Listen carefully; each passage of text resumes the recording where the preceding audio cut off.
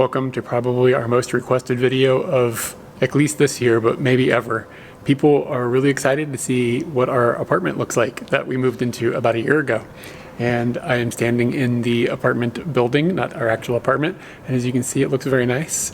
We live in a prison, or so it appears to be, on the area where you walk into your front door. So I will spin around here and we will take you on a tour of where we are living. Katie should be hiding behind this door. She was like, oh, it'll be cute if you come home and open the door and I'm here. And there she is. I've been waiting right here for about 1 minute. Welcome to our house. So you got a tour for us? Yeah, I got a tour. We have a pretty big Genkan, to the point where if you wanted to not be in the Genkan and open the door, you literally could hurt yourself. So you have to put your shoes on. Okay, so I've got my shoes on. Watch. Okay, hold on. There's no way this is gonna work. Okay, I'll go over here like this. Yeah, you got a package? Uh-huh. Oh, I see what you're saying. It's really hard. I don't understand Genkan culture. I gotta put my shoes on again. Can you show? The Genkan should be to the side. Can you show some of the what's going on over here in the Genkan closet? All right. area? So what are in all of our cabinets? Yeah. First. Can you reach this one? Yeah, I can reach it. All of the water stuff, like if you're going out in the rain, which we just went out in the rain, so we've got some umbrellas in there and my rain boots. And then this is the stinky closet with shoes. I can't smell it yet, but I know it's there. But that's where all the shoes go. And all of Eric's shoes have to go sideways because if they go the other way, the door won't close. Yeah. And this is our stuffs closet. Everybody's good. This is our junk drawer.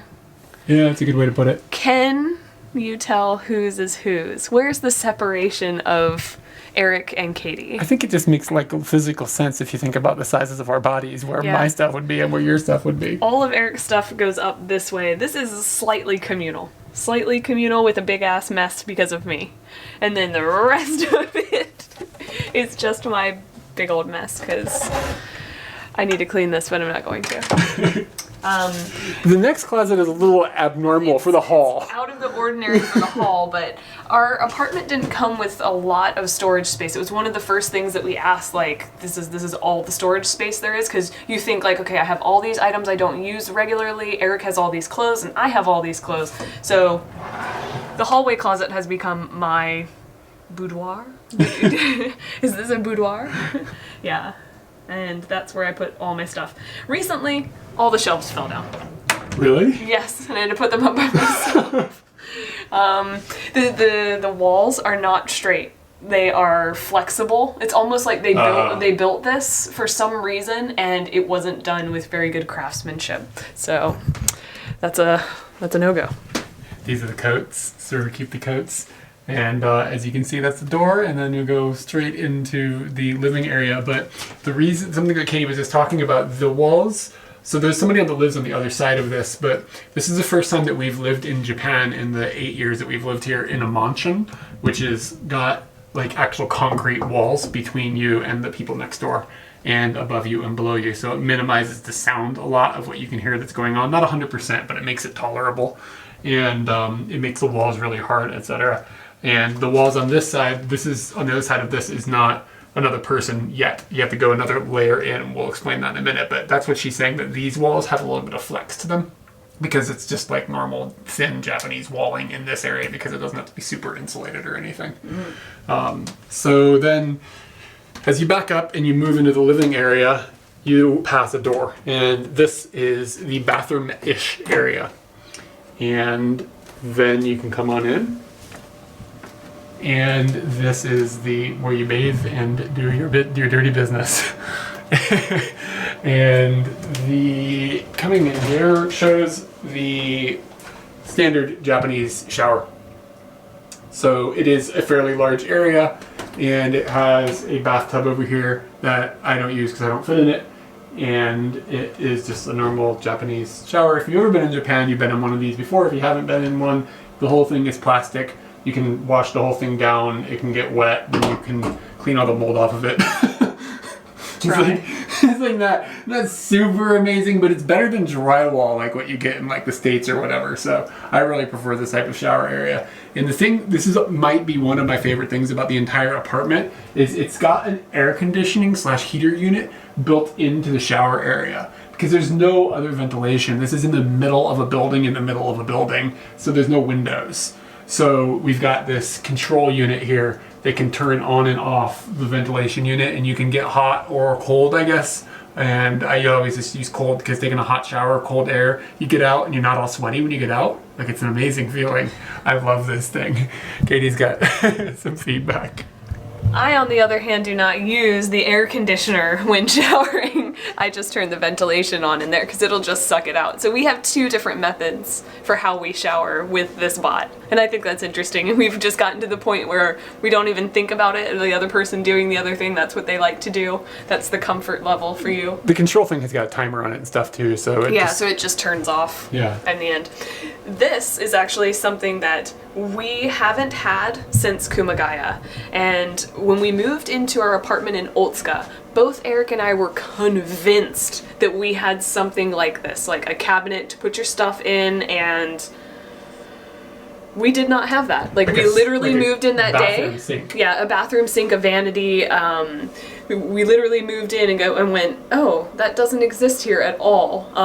And a lot of things ended up going into the shower that normally wouldn't go into the shower, but now this is such a plus to have the items that you don't want in the shower out of the shower. What about the washing machine? Just that it exists. Yes, we have a washing machine. It screams sometimes because either a belt is loose. We have a debate that he thinks a belt is loose, and I think that there's something stuck in the output of the thing. What do you want me to do? Oh, that was just showing that it exists. Yes, it is screamer. Did these open? Yeah. Well, of course I know. I'm trying to move a narrative along. So just stuff, more storage. All the stuff. Dude, show the cool thing about the sink. Oh, well, first, this might not be abnormal. Like, people probably have this, and honestly, I wish this was part of the sink in the kitchen. Why don't I have this feature on the sink in the kitchen? But then there's also this. Do that again. And I think that's for washing your hair. Oh, or maybe your baby. Maybe scrubbing a baby. Maybe scrubbing a baby. Possibly. Yes. Oh. And it's a gigantic sink. We've never had a sink this big. No, it's nice. It is huge. Very much like it. Can I show the toilet? Yes, you can show the toilet. Okay. So you're gonna have to come around over here to come into this room. Wow. The way the door opens. It's a small room. The thing is you've got these 3 doors here, and when you're 2 people trying to pass each other, it can be a little bit congested. It can be a bit much. But anyway, so if you've never lived in Japan, maybe you haven't had this luxury, having the toilet in its own tiny little room is a blessing. It is so amazing, especially if you only have one toilet that you're living with, because like one person can be in the shower and one person can then use the toilet, and you don't have to worry about like, gotta use the toilet and you're in the shower and all this. This is way more functional. And also, like, my problem with the bathrooms in the States is that the toilet and the shower are all in one area, and that is a clean area and a not clean area, and for some reason we've decided to overlap them, and I just don't think that that's like ideal.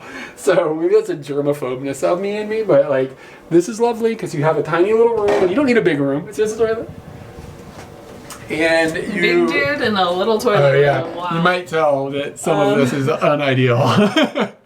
But, you might want to hunker down near the toilet if I'm going to get you and the bot in the same frame. I do kind of get used to it. And then, can you see the toilet? Like it's a toilet, it's a Japanese toilet. But when we bought this toilet, or when we rented this room, the toilet didn't have the washlet, and it didn't have the heated seat. And that was like, as soon as we rented this place, I was like, well, it doesn't have that, so I'm going to buy one on Amazon. So that's literally our toilet seat. You just buy the top part, like this part and then the seat part, and it comes with this piece, and then you wire it all in with the plumbing and everything. It's really easy. Like, it only took me like 20 minutes or something.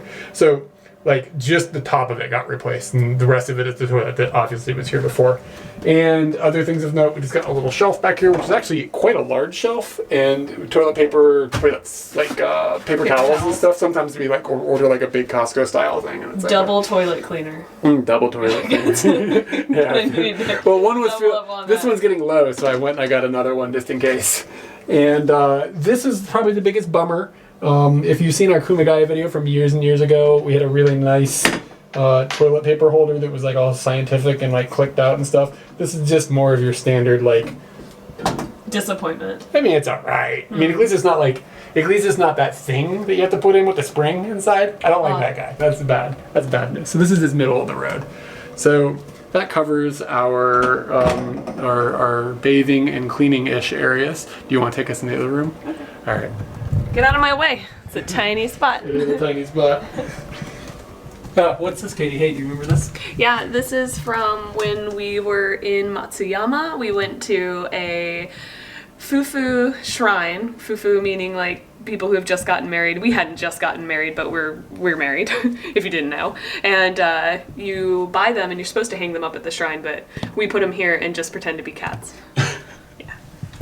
The living room has been a work in progress that kind of didn't solidify until maybe last month because sometimes I work in the office and sometimes I work from home, and now I've started a huge stint of working from home, and we have tried to figure out how to give me a working space that doesn't impede on Eric's space, doesn't impede on the getting into the kitchen, or doesn't involve me sitting on the couch, because holy crap, that's really uncomfortable, and I did it for months.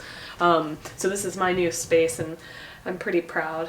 Eric hooked it all up for me, especially this really nice monitor that I stole from him because he was using it and now I use it. 4K, and I'm not using it appropriately. You want to know stupid resolution? Yeah. Should we go to the kitchen or continue in the living room? Well, I would show like how your desk, your little table can move. That's kind of cool. Oh yeah, okay.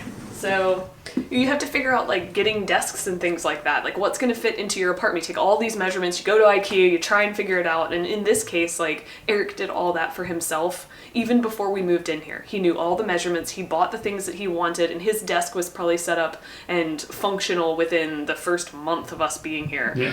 And I'm just sitting on the couch because I don't know what his situation is going to create in the room, and I didn't know the room well enough. So it took a long time for me to really do anything. What I opted to get was a table that can go anywhere. This is hospital grade. Like literally, it's for it's for hospitals. I bought it at Nitori, but it showed it like in the old people area where like you would just put this table next to their bed so that it slides in and it goes up. So I could have a standing desk if I wanted to, or I can put it all the way down and use it at the couch normally. What's really amazing is the measurements of this. It's phenomenal. So the measurements here hook directly into our Aircon unit. It's weirdly perfect. Why?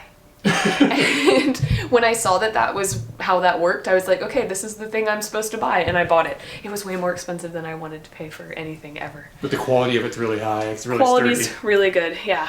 And that actually just brings us to the Aircon unit, which is weird. And I don't fully understand it, so obviously I'm going to turn this over to Eric. So this isn't actually an Aircon unit. We do have an Aircon unit, which in Japan usually means air as in cold air and heat as in not cold air. And we have one of those, and it's in the wall, and that's a standard thing. This is a little more peculiar because this is something that even like our Japanese friend came and looked at this, and we were like, do you really, like we kind of knew how it worked, and we were like, do you know what the deal with this is? And she was like, I've never seen this before, and like she's like Googling it and like looking it up, and she's like, okay, they're kind of rare, and blah, blah, blah. But this thing basically, in the end, this makes heat. And the way that it makes heat, at least that we think, is that there are, it's like a radiator kind of, there are pipes in the walls that get heated by gas. And then this unit somehow moves the water through the pipes and then pulls it through this. So that's not super abnormal like in the world of heating, because like you do have radiator systems in other countries and stuff, but this is like an electric system that ties in with this gas system, and it's not just like normal. You got to turn this thing on electricity. Like electricity has to happen on this for the fan to blow and stuff. So it's not just like, a radiator system that you'd see in Europe or something that just warms and the room gets warm. This thing is actually like, I don't know what moved the water. That I have no idea, or maybe it doesn't move. I don't know. So anyway, you got to turn this thing on. But in order to turn this thing on and actually get warm air out of it, you have another button that you have to push on a different bot that turns on the gas. So when you want to turn them all off, you got to remember, like, you got to turn off the gas. Otherwise, the gas will always stay on because the two devices can't talk to each other. The advantage of this is that the air that this produces is not dry feeling. So it keeps the humidity level like decent in the winter. When it can get pretty dry and then like your skin can kind of crack and stuff, this is supposed to be kind of helpful in that way. I like it. I think it's a little bit cheaper than using the electric Aircon unit, but I don't have the data on that. I just sort of believe that because of what I've read online. I worry that when the aliens come to the planet, I'm not going to understand, because that's how I feel about this bot. It's so alien, and I've just gone, I don't understand. It's basically this thing controls the temperature somehow. Like, I mean, I kind of understand, but it's just really, like, the fact that the two devices don't talk to each other is very strange to me. So, like, if this thing controls the temperature, then does that mean that the gas is always on, keeping the thing super hot on the other side? And you can adjust the temperature of the gas, and it's just really confusing. But anyway, this thing exists. You can see that we are slightly confused about it, but we use it, and it sits right over Katie's desk, so her feet are always super, super, super warm. Yes. Dangerously warm, to the point where sometimes you'll see me sitting and I have placed my feet on the outside of the unit because they can't sit in the middle. That's something that I'm going to get used to, or sort out some sort of solution for not burning the crap out of my feet. The other thing that, like Katie had said, this was my monitor for a while, but she needed a better way to compute. The way that this is actually hooked up, this is kind of cool. If you've never used a monitor arm before, they're like $50 and they're amazing. So this is just on a monitor arm that is clamped onto this little like area over here, and then it just comes over and it just screws into the back of the monitor. It's really simple to set up. They're really strong.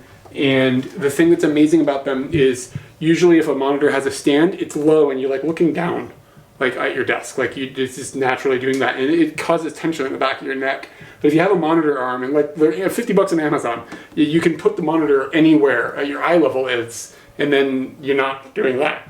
It's amazing. Like, I can't believe I've lived my whole life without being like, yeah, I should spend $50 on a monitor arm. It's incredible. And you're currently working with just a laptop now. Yeah. I have done a good job. Yeah, you've done a pretty good job. You want to do the kitchen? Sure. All right. Do I think it's standard? Do I think it's better? Do I think it's worse? I think it is average, if a little bit small, is my feeling about it. First thing that people are going to look at is how much counter space you have, and this is how much counter space we have. It is not very much. Like, you have come up with a solution. If I start cutting on something, you're not doing anything. There's this other slot right here. It is very small. The solution that I came up with is I went to a hardware shop, and I just bought this like plexi plastic to put on here. So then you can put stuff here. I wouldn't say that you could cut, but maybe cut over here and mix over here. Like, treat this softly. That's my solution to that. And that just hangs out there. It is cool to have a 3-burner stovetop. Yeah. The 3 burners is nice. Have I ever used all 3 at once? Probably not. I don't have... This is how many pots and pans we have. we super minimalistic. And this is for boiling eggs and making curry. That's all they're used for. I think the drawer space we have is pretty good in here. The drawer space is really cool. I'm going to start with what you would normally have, which is cabinets. And we put all of our assorted Tupperware and Ikea random stuff on this shelf. Up in the top, he lives in there. I dropped him on the floor, he exploded. It was very dangerous. We've had him for like years and years now. Yeah, he's always in the kitchen. in the kitchen with the snacks. And he's not frutodemas. He is just a healthy guy. My snacks and like random things I use are over here. Eric's stuff is over there. I like this separation of Katie and Eric. This one, if you've ever heard me talk about steamers, this is the recipes for steamers. I'm proud. That's all. I really like this cabinet because it is gigantic. I could fit a toaster in here. We had friends over and we needed a to toast toaster oven even. a toaster oven, and we had friends over and they were like, we're gonna toast something, but where's your toaster? It's not on your counter. I pulled it out from there and I was like, yeah, feeling real good. And other large items can go in there and I don't have to like squish them into areas with other small things. Like that's just the big area. Do you ever wonder if this is gonna fall down? No. Do you know how much fruit we put in here? This is a fruit basket and it's just got tons of stuff. This is Jordy. For those who have met Jordy before, he just came back to the game. He got lost for a very long time.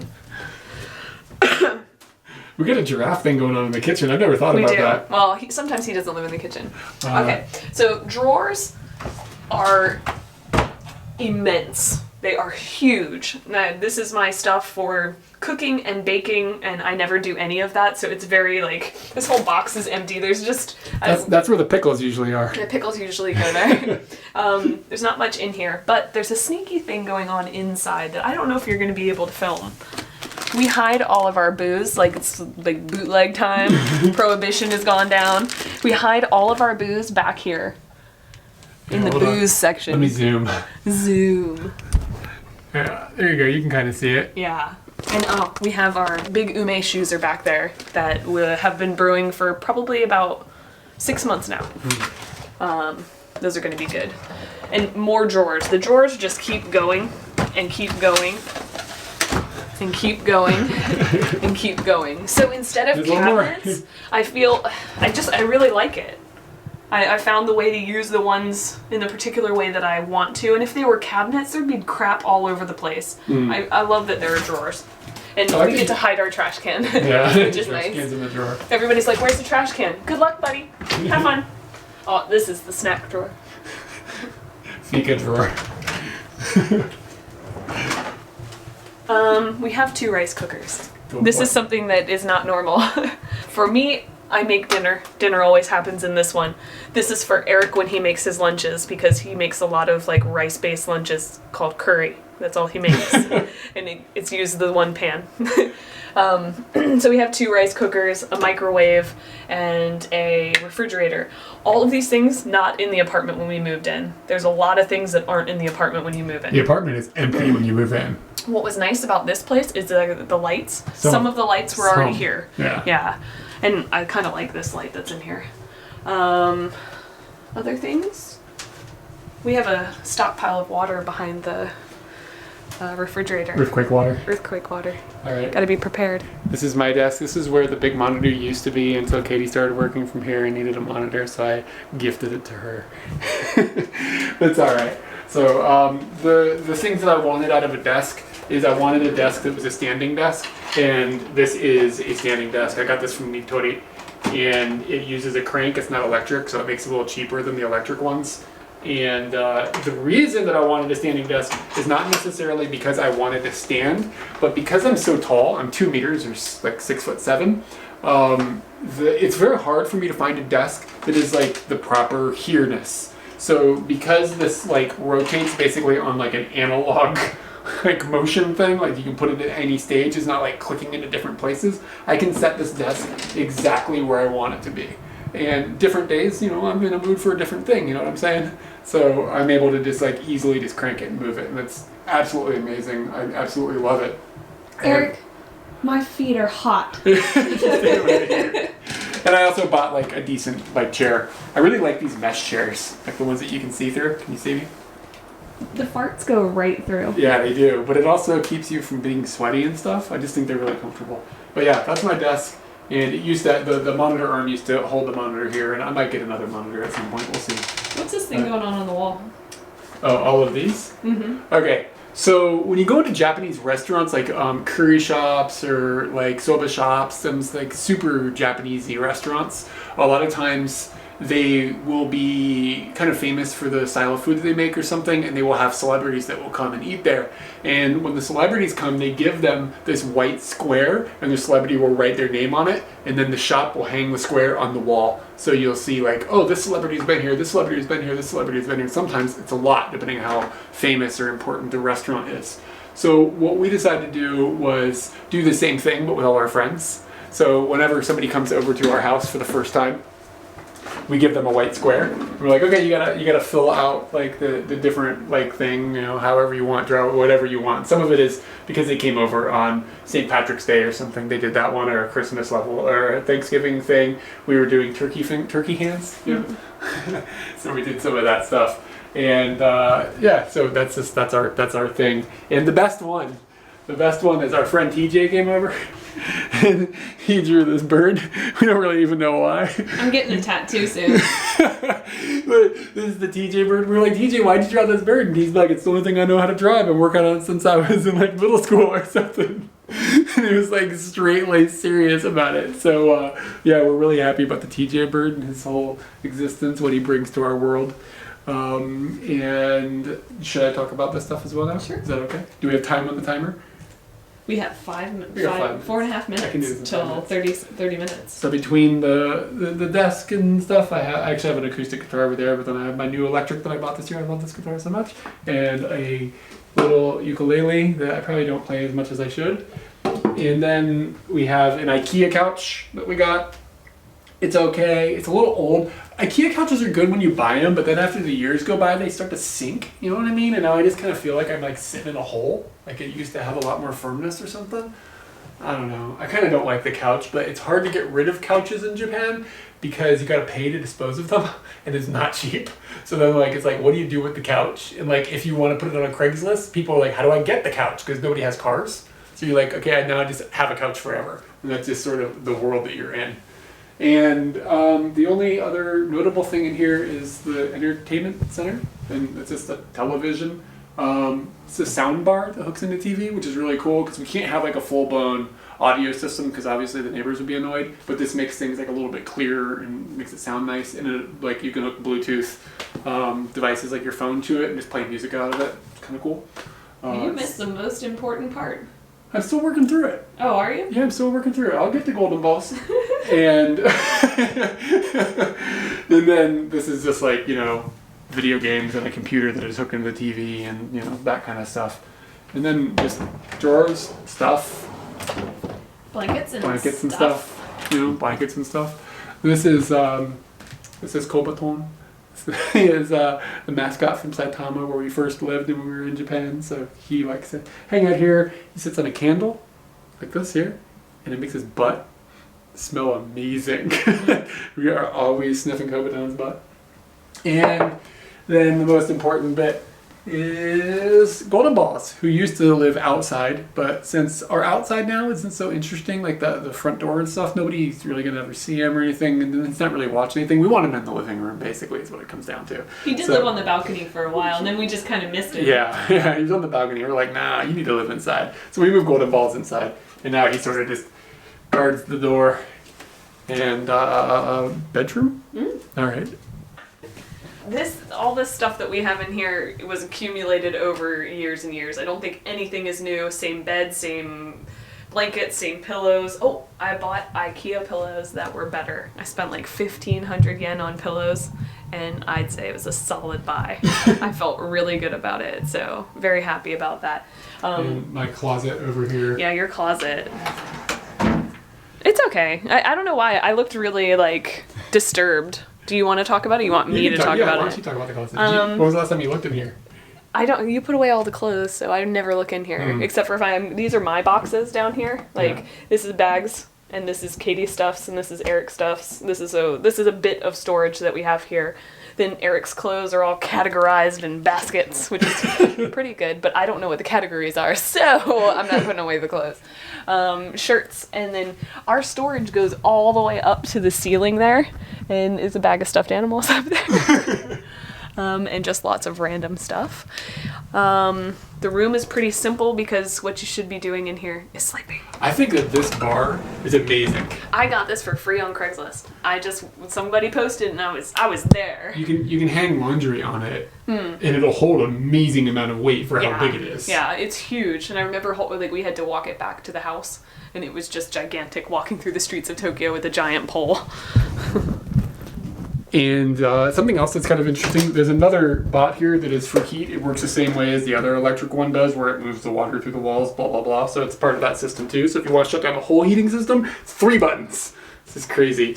And then this door, when we first came in here, we couldn't figure out how to get it unlocked because it locks here. And the reason that we think maybe this happens is because when you open up the windows to the balcony and everything, it gets super windy in here because we're not on a low floor. So we think that that's here so that the door doesn't like slam shut and stuff. I guess that might be what's going on. But we have another door that is more, in my opinion, in the direct line of the wind, and it does not have this system. So I don't know. This little locker thing is here. It's really weird the way that it like, you gotta like, I don't know how to explain this, but like you have to push it in to get it to unclick.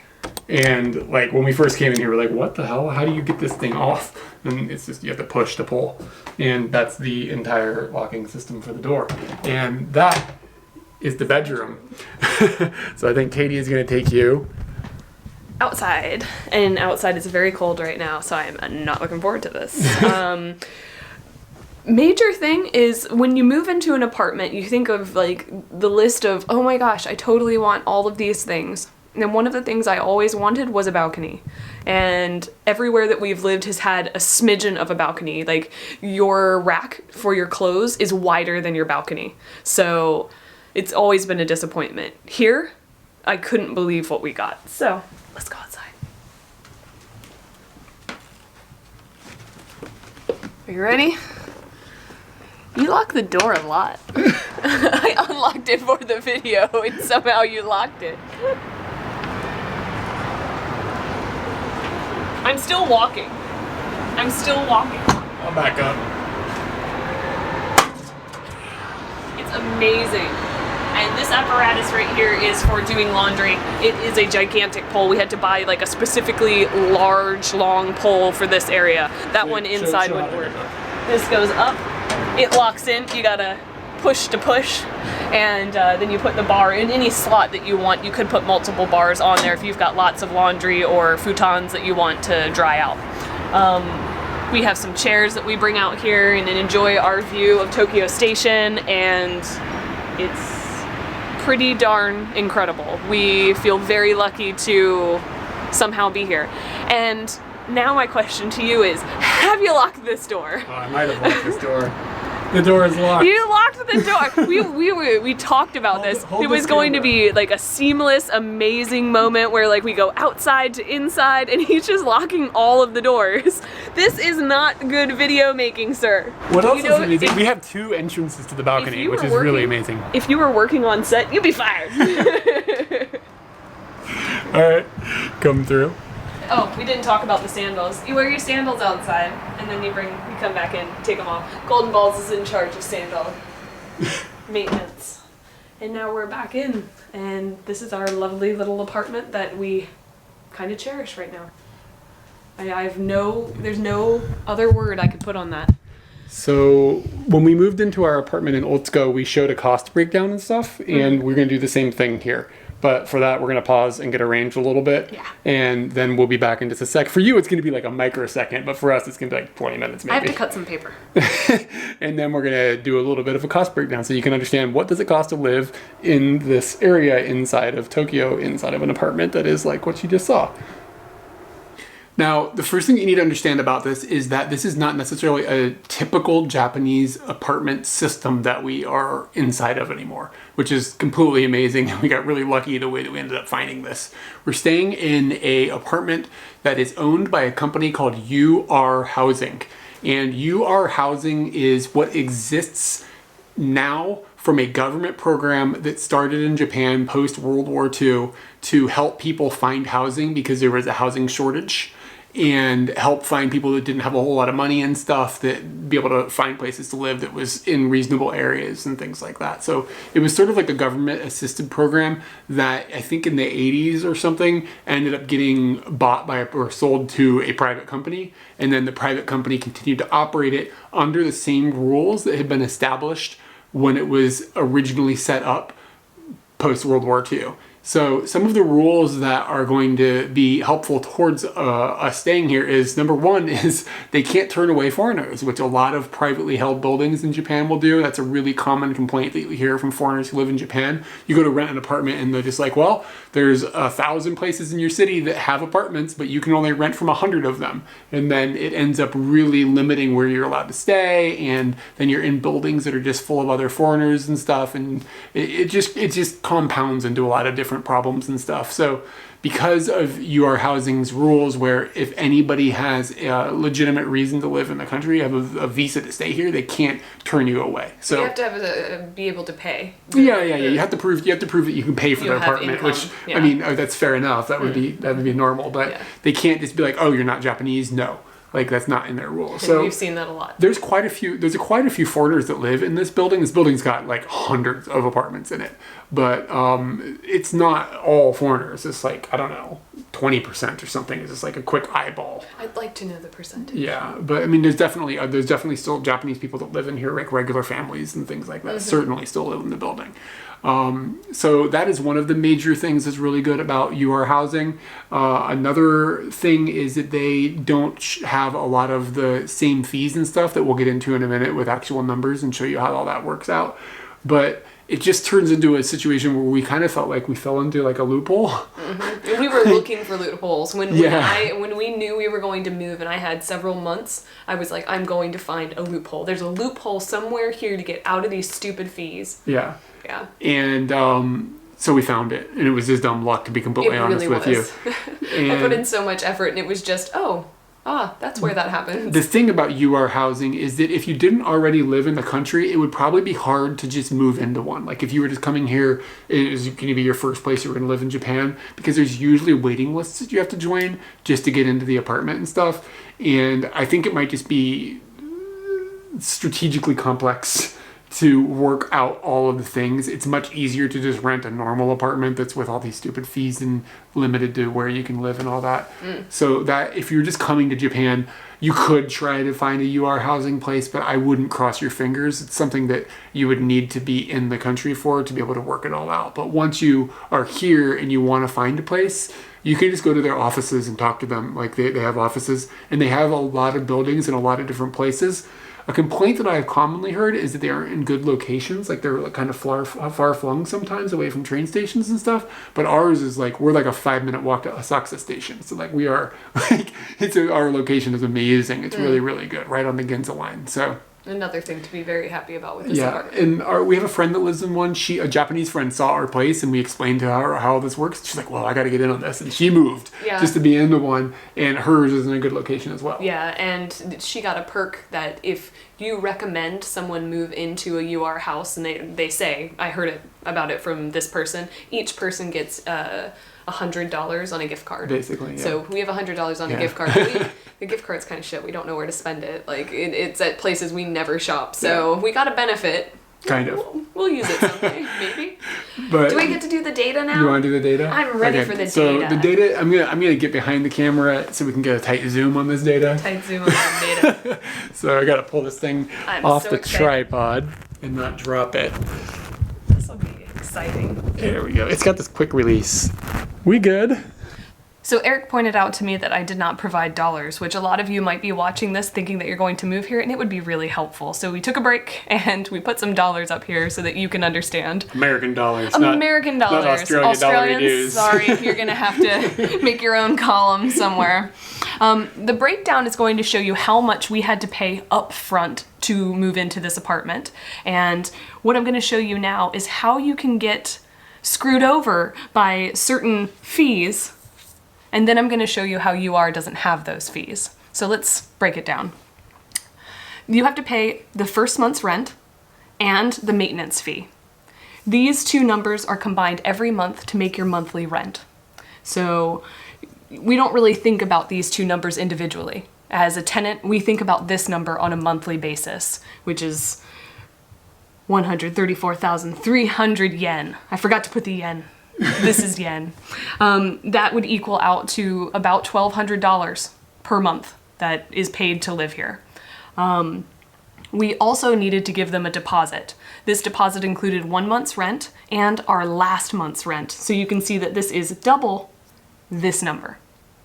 So this will pay for the last month that we're going to be in the apartment. And then if there's any problems that something got broken or they're not happy and they want to fix something, they will take it out of that money. But we've heard some really good things about UR, that they end up giving you most of your deposit back. And we've heard this from multiple sources, so we're feeling pretty good about that. We got kind of screwed in our last apartment.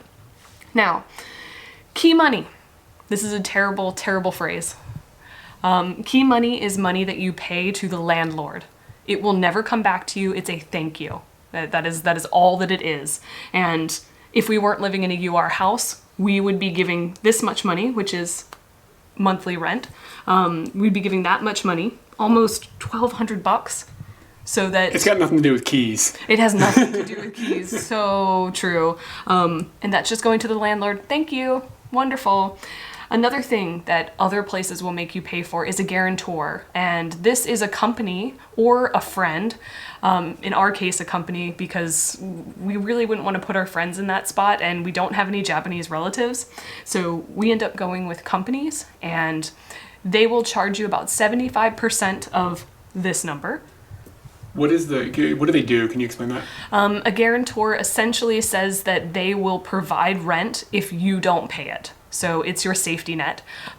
We have gone above and beyond abusing our guarantor because they were a language funnel for us, talking to the landlord in our last apartment. So we don't have that here. We don't have that language buffer, but we do have good contact with people who are at this building. Yeah, it's more of a contact thing at this point, because I can talk to the lady, you know what I mean? It's not a big deal, but yeah, they were the connection between us and the landlord. Yeah. Before. So we used it. I'd say we got quite a good amount of money out of having a guarantor last time, but some people don't know how much you can get out of it. But that's $900 right there, bro. yep, that's a lot of money to drop on something that you may not ever even use. So it's essentially insurance. What's ridiculous about the insurance portion is that you've already paid a security deposit, and then they want another person to claim that you're gonna, it's a whole insane. nother entity gets involved, and you just dish out money. Economy. Yeah. And then the realtor, and this is normal, like paying a realtor to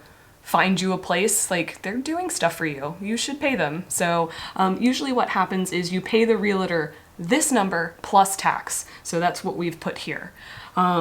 These numbers, key money is going to be like $1,200. Guarantor is going to be like $900. A realtor is going to be another almost $1,300. It's quite expensive, but UR housing is wonderful. And this is going to be way stickier than I ever thought. You were just bragging about being a crafter. I am a crafter, and I did a good job of crafting. It was secure crafting. We don't pay any of those things. So we didn't even pay the realtor fee because UR paid the realtor. That was unbelievable to us. We could understand not making us get a guarantor, and we could understand not making us pay key money. Both of those seemed okay. I kind of feel surprised that they didn't have us write anyone down as like a backup that we didn't have to pay. I think it's because you put down the security deposit and the rent. Like you pay your last month's rent up front. So I think that's their system, and it just makes it cheaper for everybody. Yeah, but you know what I didn't explain? I didn't even say the total. So if we were getting screwed, we'd be paying this amount. Almost $6,000. That's to move in. That's to move in. It includes your first and last month's rent, so keep that in mind. But since those things are not included, we don't have to pay these ridiculous fees. It's ending up to be this price, almost about $4,000. Like, that's a big difference, It's a big difference. Saving $2,000 by just finding the random loophole on the internet. The last time we posted a video about the costs of where we were living, I got a really mixed reaction. A lot of people were like, oh my God, that is ridiculously expensive. And a lot of people were like, oh my God, that is ridiculously cheap. So you have to kind of keep in mind like where we're living. We're living in Tokyo. We're living in one of the biggest metropolitan areas in a developed nation in the world. Like, it's extremely convenient to live here. The transportation system is amazing. Food here is cheap. We don't have to have a car. Like, keep all those things in mind when you're thinking about, like, if you think this is expensive or cheap. Because, like, if you compare this with rural Tennessee, well, yeah, it's really expensive. But if you compare this with London what it's actually comparable to, or London, San Francisco or New York or like other major metropolitan cities in like expensive-ish countries, this is to us not that much. It's like $1,200 a month. And I'm really kind of surprised. That's what you were paying for your house in Fredericksburg, Virginia, 1 hour south of D.C., where you would never even go into the big city because it's too much of a struggle. And we had to have cars and like all that stuff. So like it seems like when you just look at the numbers to some people like, whoa, that's expensive. But I actually don't think it's that bad. I actually think it's quite affordable. I want it to be lower. I mean, of course, it would be amazing if it was lower. Oh, and that actually brings me to a point. If we had a baby, then we get a reduction on our rent. I don't know how much it is. I remember reading about it, but if you have a baby... It was significant. It was like 10% or something 10 or like 20%. That. It was like 10 or 20%, and it's for 8 years or something. You get that. You are able to give you a rent reduction for having a kid. And if you have another kid, it like doubled. Yes, yeah, it's not like you have 2 kids and it just stays the same. So like we have some Japanese friends that have like her sister has a kid. And we're like, can we borrow that baby? Like just like take them down to the office, like it's our baby, and get us that rent reduction. Reduce that rent.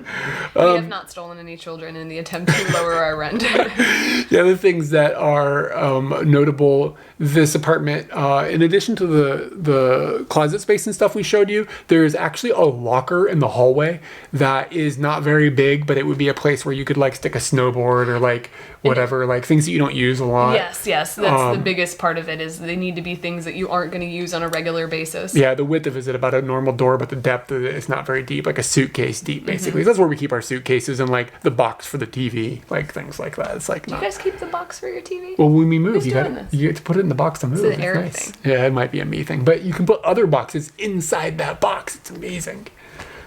That's a lot of boxes. Yeah, keep the boxes, y'all.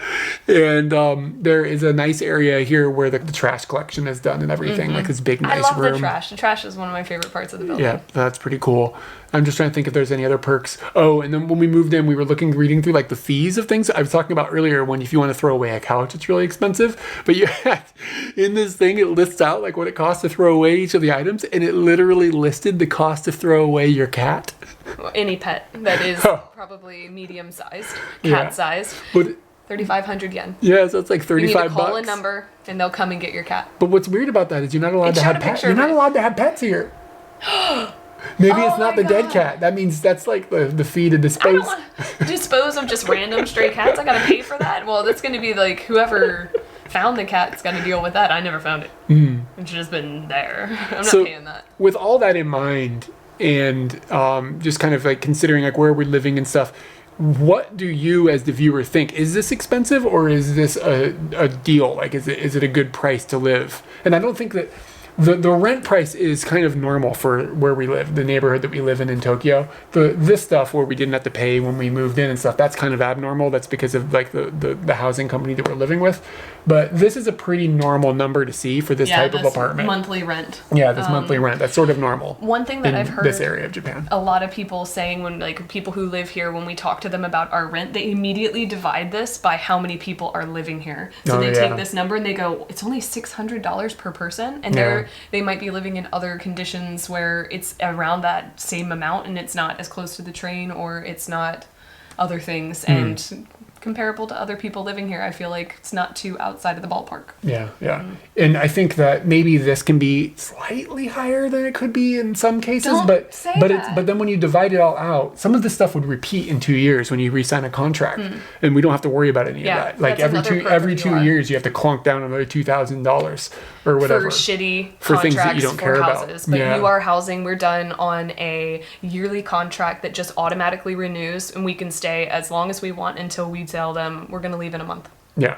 And that's totally fine. It's amazing. Yeah, so if you live in Japan and you're looking for a new place, try to find something with UR Housing. Like we cannot sing enough praises. Yeah.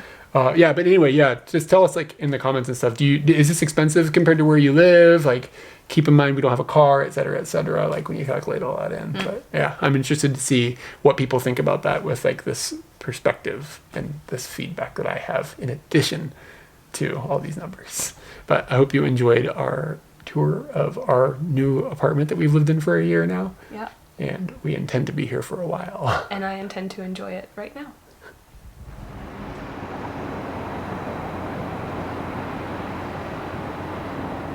Thanks for joining us on our most recent episode of Cribs. Support for our video project is best done through Patreon or PayPal. Both are linked below with all of our social medias. Liking, subscribing, and commenting helps us too.